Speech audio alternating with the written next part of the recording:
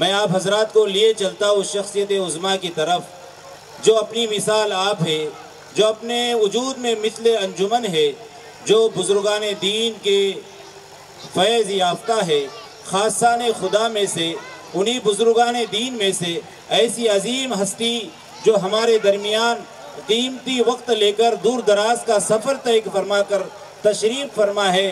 میں حضرت والا کو بس دعوت دیتا ہوں کہ میر جمع ہے احباب حال دل کہہ لے، میر جمع ہے احباب حال دل کہہ لے، پھر التفات دل دوستہ رہے نہ رہے۔ چشم خو ذلت اظہار کی محتاج نہیں، یہ کہانی کسی کردار کی محتاج نہیں، تم نے ملکوں کی طرح لوگوں کے دل جیتے ہیں، یہ حکومت کسی تلوار کی محتاج نہیں۔ حضرت والا تشریف لے آئے اور ہم تمام سامعین کو اپنے ذرّی خطاب سے استقبال رمضان کے عنوان پر مستفید فرمائے۔ جزاک اللہ خیر۔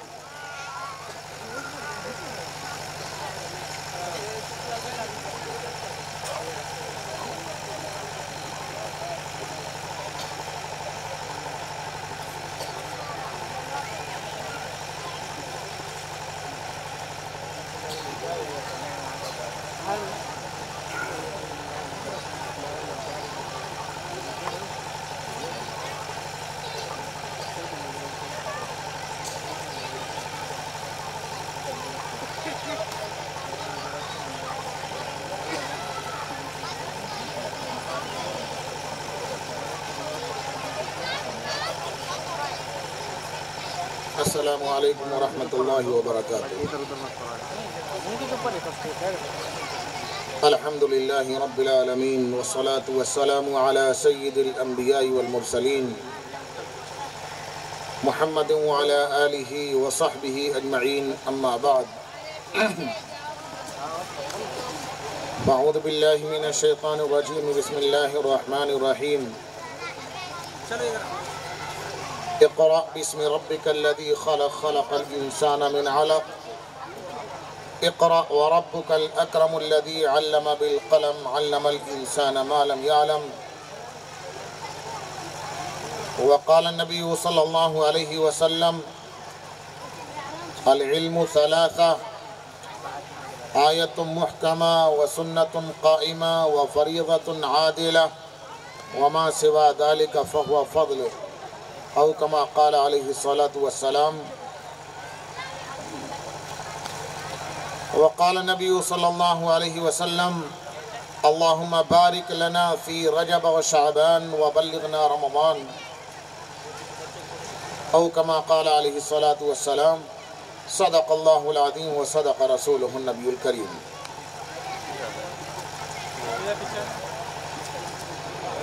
صدر اجلاس حضرت اقدس مولانا محمد یحییٰ صاحب نقشبندی دامت برکاتہم، اسٹیج کی رونق اور زینت بنے ہوئے حضرات علماء کرام،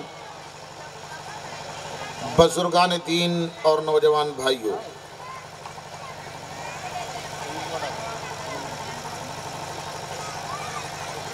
چند ضروری باتیں انشاءاللہ آپ کی خدمت میں عرض کی جائیں گی۔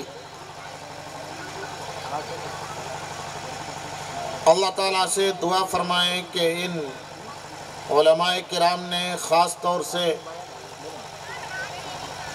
مکتب فیضان اصغر علی ملی رحمہ اللہ کے ذمہ داران نے جس حسن ظن کے ساتھ اس بندہ حقیر کو مدعو کیا ہے، اللہ تبارک و تعالیٰ ان کے حسن ظن کے مطابق کوئی بات کہنے کی توفیق عطا فرما دے۔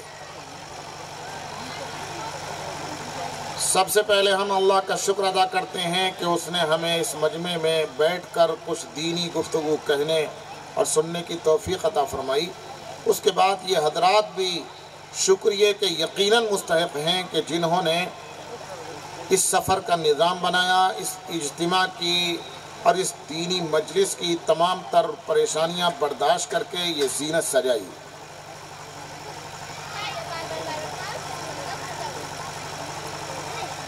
بزرگوں، میں نے کہا کہ 2-3 ضروری باتیں عرض کرنی ہیں۔ اپنی گفتگو میں شروع کرنے سے پہلے ایک درخواست یہ کرتا ہوں، اور مجھے یقین ہے کہ یہاں مجمع جو سنجیدہ ہے، بات سننے والا اور ماننے والا اور بڑے کان لگا کر کے بات سن رہا ہے، اس سے میں یہ درخواست کروں گا کہ یہ بیچ میں جو چند کرسیاں خالی ہیں یا آگے، اپنی کرسیوں سے اٹھ کر آگے کو آ جائیں، اور جو پیچھے حضرات کھڑے ہوئے ہیں وہ بیٹھ جائیں، تو بہت اچھی سی مجلس ہو جائے گی۔ یہ ادھر کچھ کرسیاں خالی ہیں، انہیں پر کر لیں۔ یہ بیچ میں کچھ چھوٹے چھوٹے بچے ہیں، انہیں اٹھا کر پیچھے نکال دیں، اور جو کھڑے ہوئے ہیں وہ حضرات بیٹھ جائیں۔ میں 20 سیکنڈ کے لیے خاموش ہوتا ہوں، اس میں یہ کام کر لیجئے۔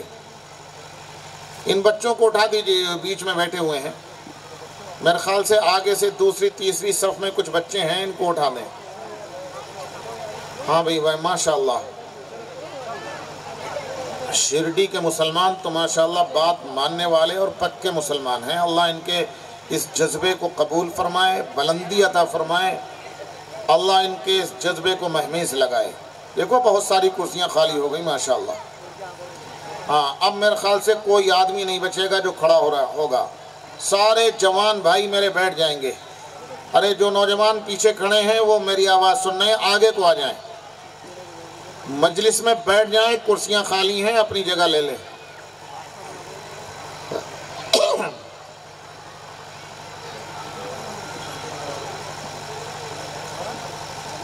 یہ ساؤنڈ سسٹم جو حضرات مینیج کر رہے ہیں، میری ان سے گزارش ہے کہ چاہے اس میں ایکو ہو یا نہ ہو، اس طریقے سے سیٹنگ کریں کہ گلا اور آواز متاثر نہ ہو۔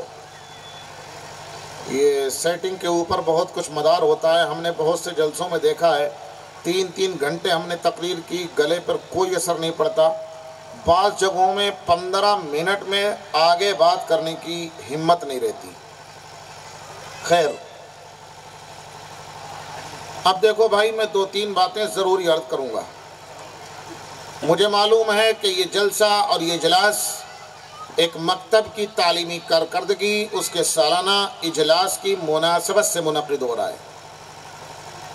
مجھے یہ بھی پتا ہے کہ مجھے رمضان استقبال کا موضوع دیا گیا ہے، اور اس پر بھی میں کچھ بات اور زیادہ تر بات انشاءاللہ عرض کروں گا۔ لیکن میرے بزرگوں، سچی بات یہ ہے کہ اس اجلاس میں آ کر مجھے 2 باتوں کی بہت خوشی ہے۔ ایک تو یہ کہ اس مجمع میں مجھے نوجوانوں کا طبقہ بہت بڑا نظر آ رہا ہے، بزرگوں سے زیادہ نوجوان ہیں، اور ان نوجوانوں کی قدر اگر دین میں ان کی جوانی لگ جائے تو اللہ کے ہاں بہت ہے۔ دوسری اس بات کی خوشی ہے کہ مجمع انتہائی سکون کے ساتھ کان لگا کر اپنے علماء اکرام کی باتوں کو سن رہا ہے۔ ایک درخواست میں اپنے جوانوں سے اور کروں گا، ریکارڈنگ اور ویڈیو ضروری تو بن ہی رہے ہیں، اسٹینڈ پہ بھی لگا ہوا ہے کیمرہ، آپ تمام حضرات ویڈیو بنانے میں لگ جائیں گے تو شاید بات نہیں سن پائیں گے۔ یہ دن رات کی دیکھی ہوئی ہر وقت کی بات ہے کہ یہ دماغ ایک وقت میں ایک کام کرتا ہے، 2 کام نہیں کرتا۔ آپ دیکھتے ہیں کبھی کان پر موبائل لگا کر کسی سے خاص اہم ضروری گفتگو کر رہے ہیں، دماغ کام کرنے میں لگا ہوا ہے، سامنے سے کون گزرا دکھائی نہیں دیتا، حالانکہ آنکھیں کھلی ہوئی ہیں، اس لیے کہ دماغ اس طرف کام نہیں کر رہا ہے، سننے میں لگا ہوا ہے۔ کبھی اس کا الٹا بھی ہوتا ہے، ہم کسی چیز کو انتہائی غور سے انہماک سے دیکھ رہے ہوتے ہیں، برابر میں کوئی ہمیں پکار رہا ہوتا ہے، ہمارے کان میں اس کی آواز نہیں آتی، وہ ہمیں پکڑ کر کے جھنجھوڑتا ہے کہ کتنی آوازیں دے چکا، آپ معذرت کرتے ہیں کہ میں فلاں چیز دیکھنے میں لگا ہوا تھا، اس لیے آپ کی آواز نہیں سن پائی۔ دماغ ایک وقت میں ایک کام کرتا ہے، یا تو آپ علماء اکرام کی بات سن لیں گے یا ویڈیو بنا لیں گے۔ بات سننے میں لگیں گے ویڈیو خراب ہوگی، ویڈیو بنانے میں لگیں گے بات خراب ہو جائے گی۔ تو میرا خیال یہ ہے کہ ویڈیو کو خراب کر لیا جائے بات کو خراب کرنے کے بجائے۔ بہرحال بہت اچھی سی نشست ہو گئی ہے، واقعی اسلامی معاشرہ اسی کا نام ہے۔ اب میں بات شروع کرتا ہوں اپنی۔ مجھے اس وقت سیرت کی تقریر نہیں کرنی ہے، لیکن سیرت کے ایک واقعے کا ایک چھوٹا سا حصہ میں ضرور سناؤں گا۔ کس مقصد سے؟ چند منٹ میں وہاں تک میں پہنچ جاؤں گا اور میں مقصد بھی بتلا دوں گا کہ میں نے یہ سیرت کا واقعہ کیوں سنایا ہے۔ پھر یاد رکھیے سیرت کی تقریر نہیں کرنی ہے، لیکن چند منٹ ایک واقعہ سناؤں گا۔ نبی اکرم صلی اللہ علیہ وسلم نے جب توحید کی، رسالت کی، دین اسلام کی دعوت مکہ مکرمہ میں شروع کی، صفا پہاڑ کے اوپر کھڑے ہو کر جب عام دعوت کا پہلا اعلان کیا، قبائل کا نام لے لے کر کے پکارا کہ اے قبیلہ قریش کے لوگوں، پہاڑ کے دامن میں آ جاؤ، بنو بکر کے لوگوں آپ بھی آ جاؤ، بنی عدی تم بھی آ جاؤ، مکے میں رہنے والے قبائل کا نام لے لے کر کے پکارا، صفا کے دامن میں سارے لوگ آ گئے۔ اس وقت ان کے سامنے دین کی دعوت پیش کی۔ تفصیلات بہت ہیں، تمام تفصیلات کے بیان کرنے کا موقع نہیں، بس عمومی دعوت دینا تھی۔ مکے کی زمین دشمن، آسمان دشمن ہو گیا۔ نبی اکرم صلی اللہ علیہ وسلم کو اور آپ کے ہاتھ پر ایمان قبول کرنے والوں کو کس قدر ستایا گیا، ان تفصیلات کو میں اس وقت نہیں بیان کرتا۔ اتنا ستایا گیا کہ جب پانی حد سے اونچا ہو گیا، سر سے اوپر نکل گیا، صحابہ کرام کی، مومنین کی زندگی دوبر ہو گئی۔ نبی اکرم صلی اللہ علیہ وسلم نے اجازت دے دی صحابہ کرام کو کہ کسی ایسے شہر میں، ایسے ملک میں مکہ مکرمہ سے ہجرت کر کے آپ جا کر رہ سکتے ہیں جہاں امن و سکون کے ساتھ اپنے مذہب پر عمل کر سکیں، توحید پر عمل کر سکیں، قرآن اور حدیث کے احکام پر عمل کر سکیں۔ آپ کو علماء بتائیں گے اس اجازت کے بعد تقریباً 80-85 صحابہ کرام کی جماعت پہل ملک حبشہ میں ہجرت کر کے چلی گئی۔ یہ ملک حبشہ وہی ہے جس کا آج کل نام ہے ایتھوپیا۔ ایتھوپیا کے علاقے میں مکہ مکرمہ سے 80-85 صحابہ کرام کی جماعت ہجرت کر کے چلی گئی، وہاں امن و سکون کے ساتھ رہنے لگی۔ لیکن مکے کے کفار کو یہ بھی گوارا نہیں ہوا، انہیں اب بھی چین اور سکون نہیں ملا کہ یہاں سے یہ لوگ ہمارا شہر چھوڑ کر چلے گئے اور اپنے مذہب پر عمل کر رہے ہیں۔ انہیں یہی برداشت نہیں کہ ہمارے مذہب پر عمل، اپنے مذہب پر یہ عمل کر کیوں رہے ہیں، ہمارے دین و مذہب پر کیوں نہیں آ جاتے،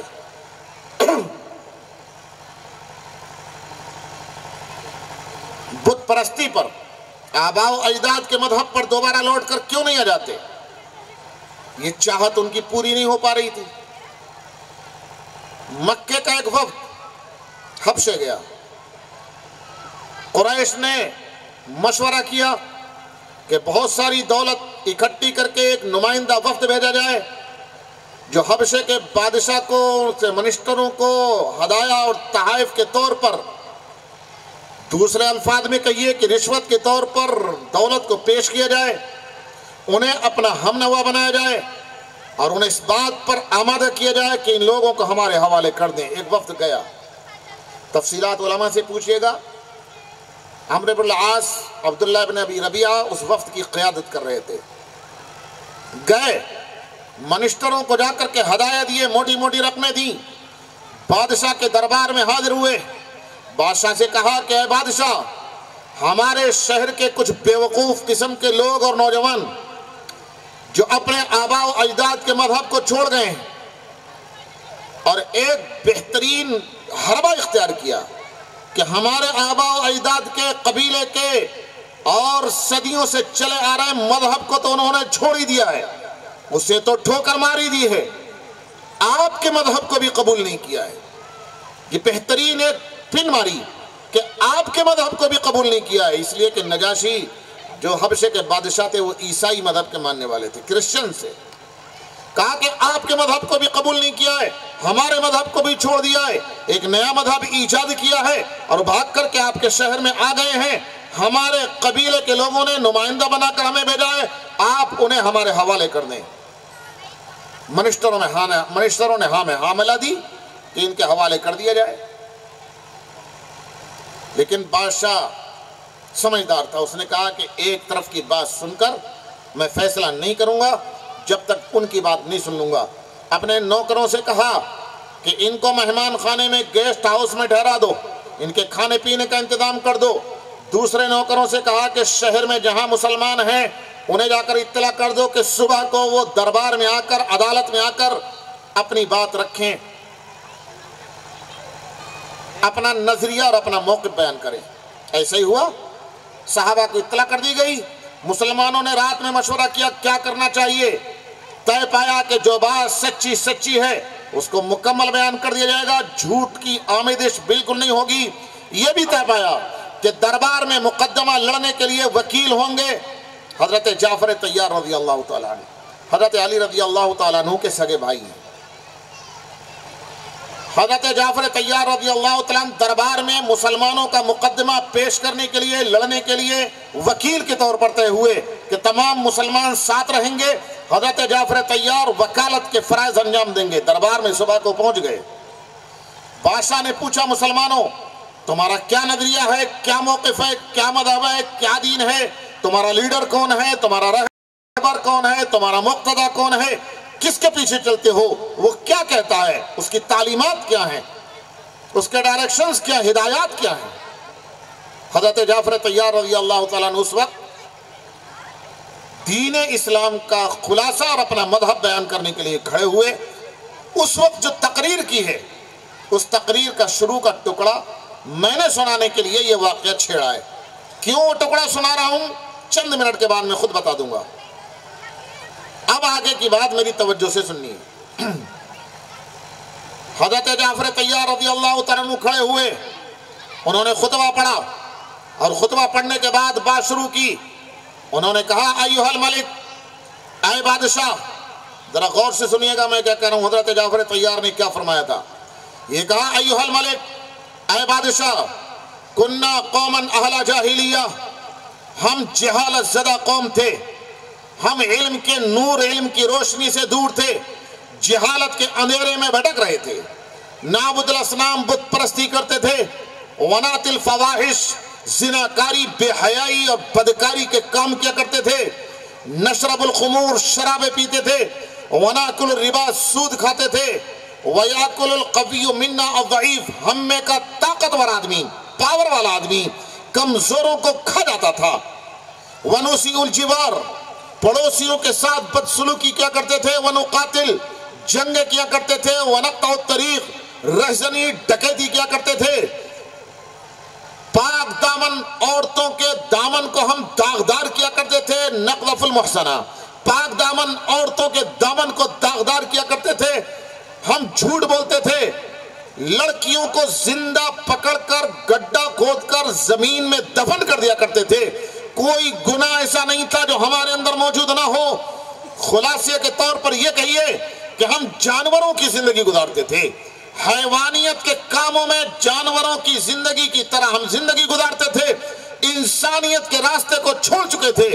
اتنے میں ایک شخص ہمارے قبیلے کا، ہمارے محلے کا، ہمارے شہر کا، ہمارے درمیان سے کھڑا ہوا، اس کی 40 سالہ زندگی ہمارے سامنے تھی، ہم نے 40 سال کے اندر کبھی اس کی زبان سے ایک لفظ بھی جھوٹ کا نہیں سنا تھا، ہم نے پورے 40 سال میں کبھی اس سے دھوکہ دھڑی نہیں دیکھی تھی، بے دینی نہیں دیکھی تھی، خیانت نہیں دیکھی تھی، ملاوٹ نہیں دیکھی تھی، کبھی بددینی نہیں دیکھی تھی، اس کے حسن اخلاق و کردار کا بچہ بچہ قائل تھا۔ ہمارے یہاں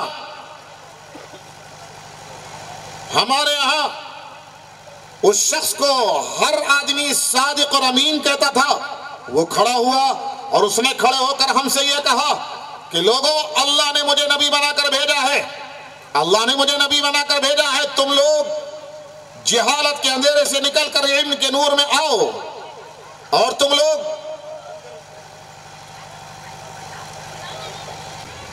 جب یہ لوگ کرسی یہاں رکھ رہے تھے تو میرا دل کہہ رہا تھا ان سے کہوں کہ بیچوں بیچ رکھ دو، لیکن اسی ڈنڈے کی وجہ سے میں نے بیچ میں نہیں رکھوائی تھی، اللہ تعالیٰ نے وہ ہٹوا دیا۔ ہر چیز میں خیر کا پہلو بھی ہوتا ہے۔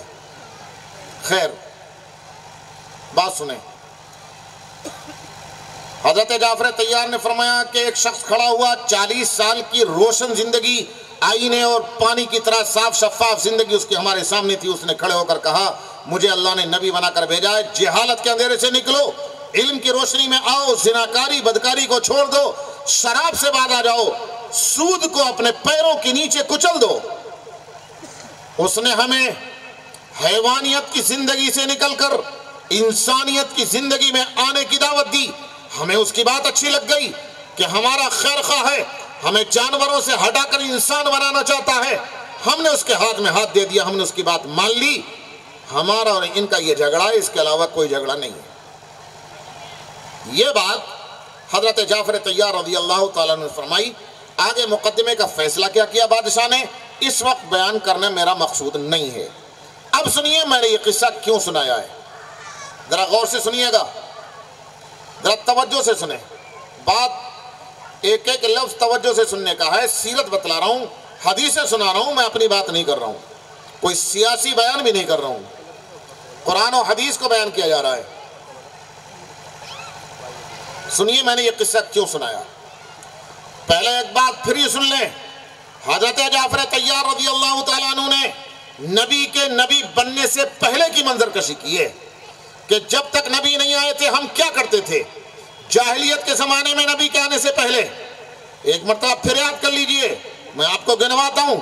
حضرت جعفر طیار نے کہا تھا ہم جاہل قوم تھے، زناکاری بدکاری کیا کرتے تھے، بت پرستی کرتے تھے، شراب پیتے تھے، سود کھاتے تھے، قتل و غارت گری کرتے تھے، پڑوسیوں کو ستاتے تھے، رہزنی کیا کرتے تھے، پاک دامن عورتوں کے دامن کو داغدار کیا کرتے تھے، ہم جھوٹ بولا کرتے تھے، حیوانیت کی زندگی گزارتے تھے۔ میں نے یہ قصہ اس لیے سنایا ہے، میں دیوبند سے آیا ہوں، میرے اوپر بھروسہ مت کیجئے، اپنے سر کی آنکھوں سے دیکھیے، دل سے سوچئے، فیلڈ میں اتر جائیے، حالات کا جائزہ لیجئے، شرڈی شہر کو بھی دیکھیے، قریب کے ماحول کو دیکھیے۔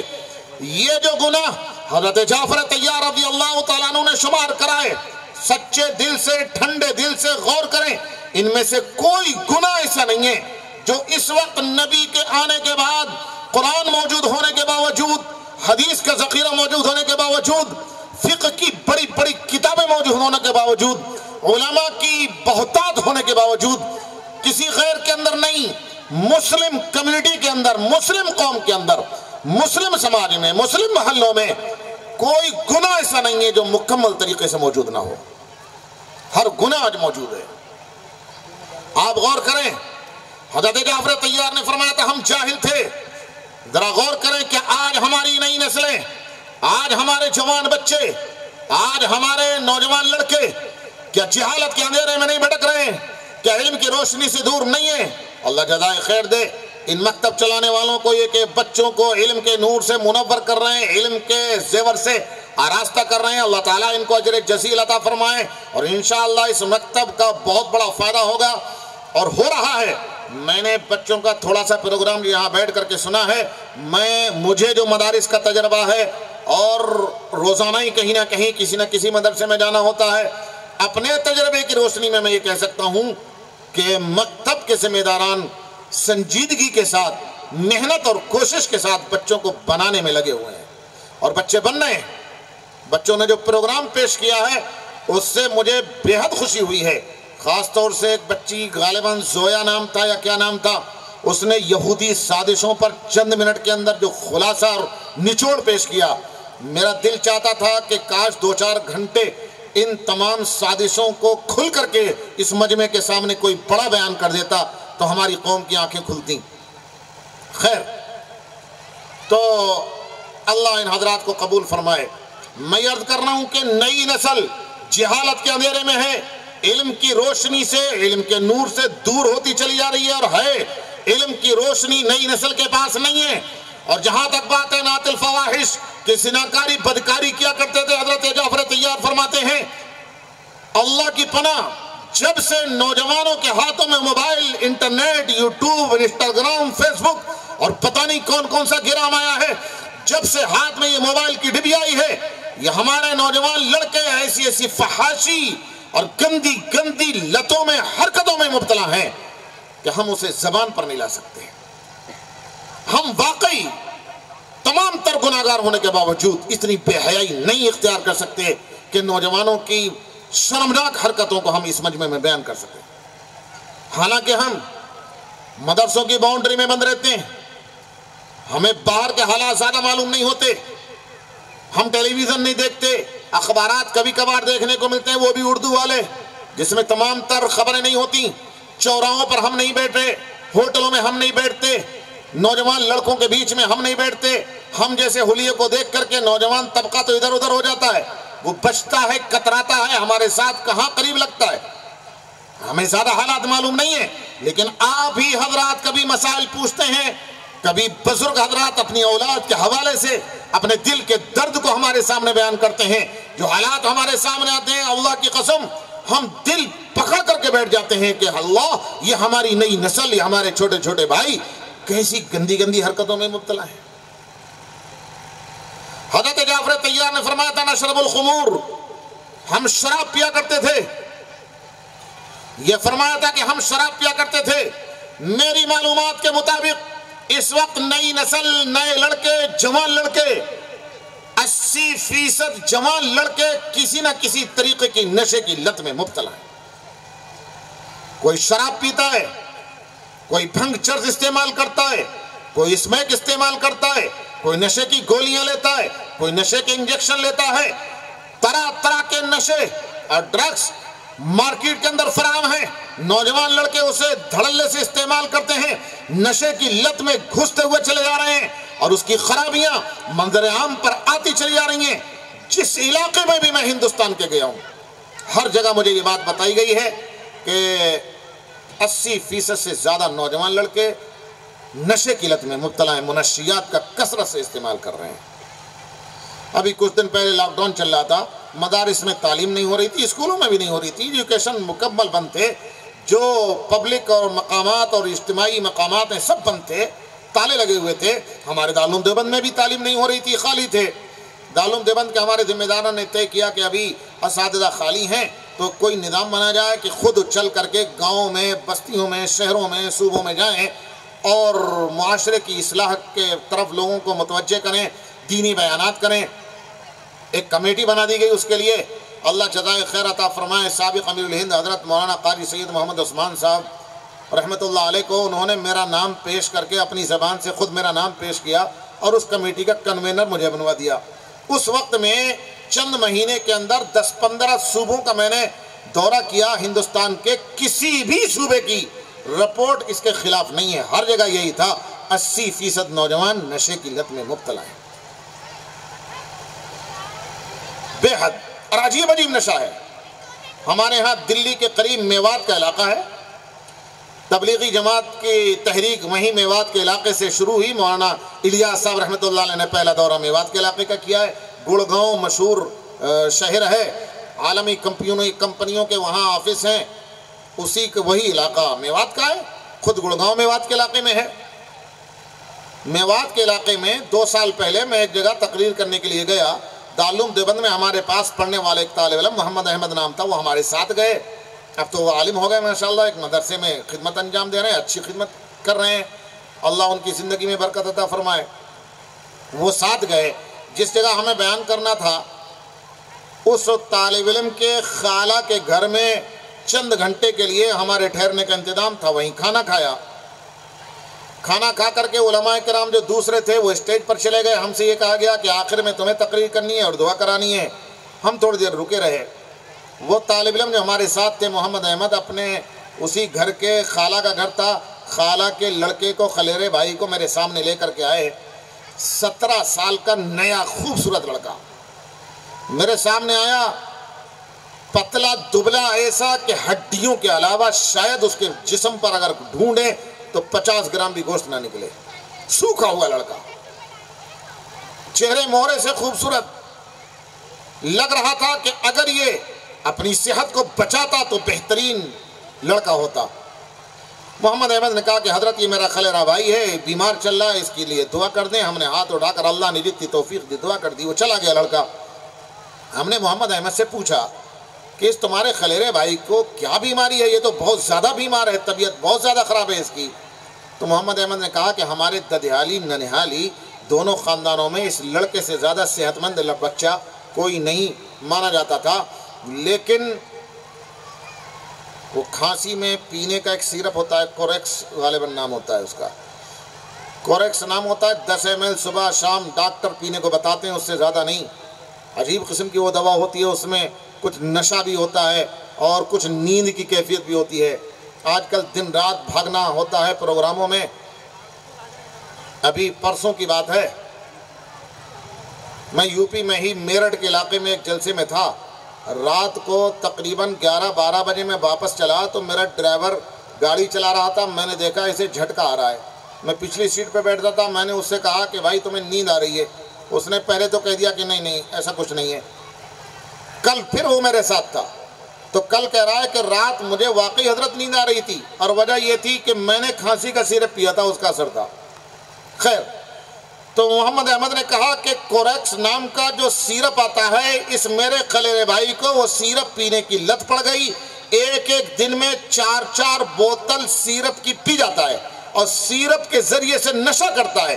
اس کے پھیپھڑے جواب دے گئے، ایمس دلی میں، میکس دلی میں، ہر جگہ دکھلا لیا، بڑے بڑے چیسٹ اسپیشلسٹ سے ملاقات کر لی، سب نے ہاتھ اٹھا دیے کہ اب یہ علاج کے لائق نہیں ہے، اس کے سینے کے اندر کا نظام پورا خراب ہو چکا ہے۔ گڑگاؤں کے ایک ڈاکٹر نے علاج شروع کیا ہے، گارنٹی کوئی نہیں، اس نے یہ کہہ دیا ہے کہ میرے پاس کوئی گارنٹی نہیں ہے، کسی وقت بھی کچھ بھی ہو سکتا ہے، آپ دعا فرما دیں۔ ہم اس کے لیے دعا کرتے رہے، ابھی بھی دعا کرتے رہتے ہیں۔ میں یہ کہہ رہا ہوں کہ نئے لڑکے عجیب نشے کی لتوں کے اندر مبتلا ہیں۔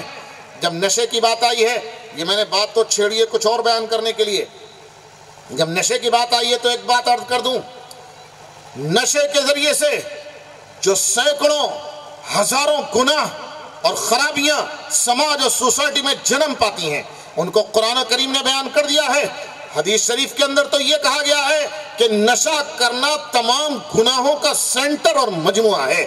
اگر نشے کی لت میں کوئی مبتلا ہے تو سینکڑوں گناہ اس سے جنم پاتے ہیں، اور قرآن کریم میں کہا ہے انما یرید الشیطان ان یوقع بینکم العداوۃ والبغضاء، کہ شیطان نشے کی لت میں مبتلا کر کے شراب کے ذریعے سے تم میں آپس میں بغض پیدا کرنا چاہتا ہے، دشمنیاں پیدا کرنا چاہتا ہے۔ آپ اپنی آنکھوں سے دیکھ سکتے ہیں جو نوجوان لڑکے نشے میں مبتلا ہوتے ہیں وہ آپس میں قتل و غارت گری تک پہنچ جاتے ہیں، ایک دوسرے پر حملہ کرنے لگتے ہیں، ایک دوسرے کے خاندان کے دشمن ہو جاتے ہیں۔ اور نشے کی حالت میں جب نوجوان لڑکے یا دھیڑ عمر ہوں یا بوڑھے ہوں، نشے کی لت میں جو لوگ مبتلا ہیں وہ بلا وجہ میں جب دوسرے لوگوں کو گالیاں دیتے ہیں اور فحاشی کے کلمات زبان سے ادا کرتے ہیں، دیکھنے والے کے دل میں اس کی نفرت بیٹھتی ہے۔ جب دل میں نفرت ہوگی تو آپس میں دشمنیاں بڑھیں گی، آپس میں عداوت ہوگی، اور شیطان عداوت پیدا کرنے میں، بغض پیدا کرنے میں کامیاب ہو جاتا ہے۔ میرے دوستو، قرآن اور حدیث اپنی جگہ پر بالکل چڑھتے سورج کی طرح سچی ہے، اور شراب پینے کی جو وعیدیں، جو گناہ، جو سزائیں قرآن و حدیث نے بیان کی ہیں، آخرت میں وہ ہو کر کے رہیں گی۔ میں آپ کو ایک ایسی چیز سمجھاتا ہوں جسے ان پڑھ بھی سمجھ سکتا ہے۔ نشے کی بات پر میں ایک بات عرض کرنا چاہتا ہوں۔ آپ اتنا تو جانتے ہیں کہ اللہ تعالیٰ نے کروڑوں کی تعداد میں مخلوق بنائی ہے، شمار نہیں کیا جا سکتا، کتنے پہاڑ ہیں، کتنے درخت ہیں، اور درختوں کی کتنی قسمیں ہیں، کوئی شمار ہی نہیں کر سکتا۔ طرح طرح کے درخت، پہاڑی علاقے میں نکل جاؤ، ایسے ایسے درخت جو زندگی میں کبھی نہیں دیکھے، اور جس علاقے میں جاؤ نئے نئے درخت ملتے ہیں۔ اس علاقے کے درخت نئے، یو پی کے الگ، کشمیر کے جا کے دیکھو تو کچھ الگ ہی ہوتے ہیں۔ ہر جگہ چرند پرند اور چڑیاں الگ الگ رنگ کی، الگ الگ کوالٹی کی ملیں گی۔ کس قدر چرند پرند اللہ تبارک و تعالیٰ نے بنائے ہیں، لیکن آپ جانتے ہیں، بارہا آپ نے سنا ہوگا، میں یہ پوچھنا چاہتا ہوں، یہ کروڑوں کی مخلوقات میں، ساری مخلوق میں سب سے زیادہ معزز، سب سے زیادہ مشرف، سب سے زیادہ عزت اور احترام کی مستحق کون سی مخلوق ہے؟ آپ نے سنا ہوگا، آپ کو معلوم ہے؟ کوئی مجھے بتا سکتا ہے کہ تمام مخلوق میں اللہ کے ہاں سب سے زیادہ معزز مخلوق اور عزت والی مخلوق، احترام والی مخلوق، شرافت والی مخلوق کون سی ہے؟ مجھے کوئی بتا سکتے ہیں؟ بتائیں۔ کوئی نہیں بتانے کو تیار؟ اللہ کی پناہ، اگر کوئی بتانے کو تیار نہیں ہے تب تو پھر میں نے ابھی تھوڑی دیر پہلے کہا تھا کہ نئی نسل جہالت کے اندھیرے میں بھٹک رہی ہے، علم کے نور سے بہت دور ہے، علم کی روشنی ان کے پاس نہیں ہے، جہالت کی وادیوں میں گرتے پھر رہے ہیں۔ اس کا ثبوت تو یہ ہے، ہمیں یہی نہیں معلوم ہے کہ مخلوق میں سب سے زیادہ معزز اور مشرف کون ہے۔ ارے بھائی انسان ہے، انسان کو اشرف المخلوقات نہیں کہا جاتا؟ ہر وقت زبان پر لایا جاتا کہ انسان اشرف المخلوقات ہے، اور اشرف المخلوقات کا مطلب یہی ہے تمام مخلوق میں سب سے زیادہ شرافت اور عزت اور احترام والی مخلوق۔ جتنا احترام اور اعزاز اللہ تعالیٰ نے اسی انسان کو دیا ہے، کسی مخلوق کو اتنا نہیں دیا۔ میں تو یہ سمجھ رہا تھا کہ یہ بات آپ کو معلوم ہوگی کہ انسان سب سے زیادہ عزت والی مخلوق ہے۔ اتنی عزت اللہ کے ہاں کسی مخلوق کی نہیں ہے۔ فرشتوں سے بھی زیادہ عزت آپ کی ہے۔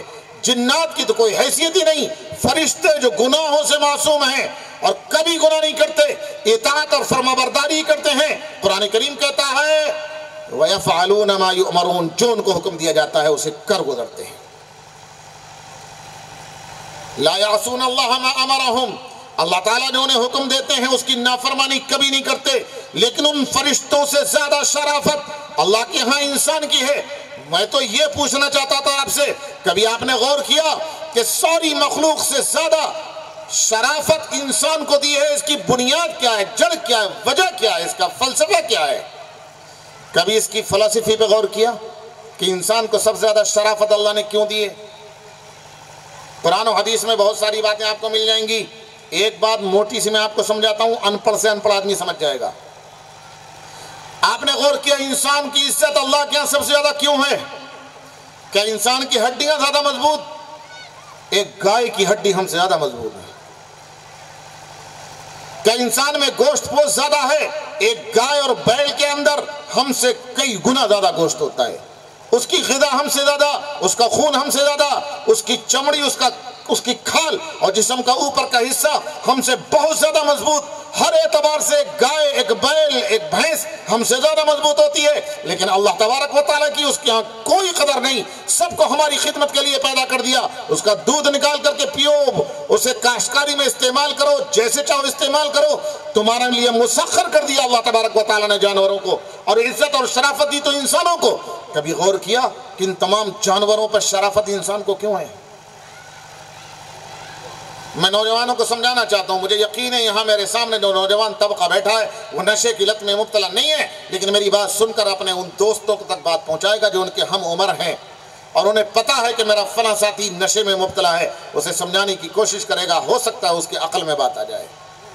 یہ نوجوان جو یہاں بیٹھے ہیں ان نوجوانوں تک میری بات پہنچائیں گے، اور بگڑے ہوئے نوجوانوں کو راہ راست پر لانے کا بہترین طریقہ یہ ہے ہم ڈائریکٹ اس سے بات کریں تو وہ ہم سے بدکتا ہے، بھاگتا ہے، ہم سے بات نہیں کرے گا۔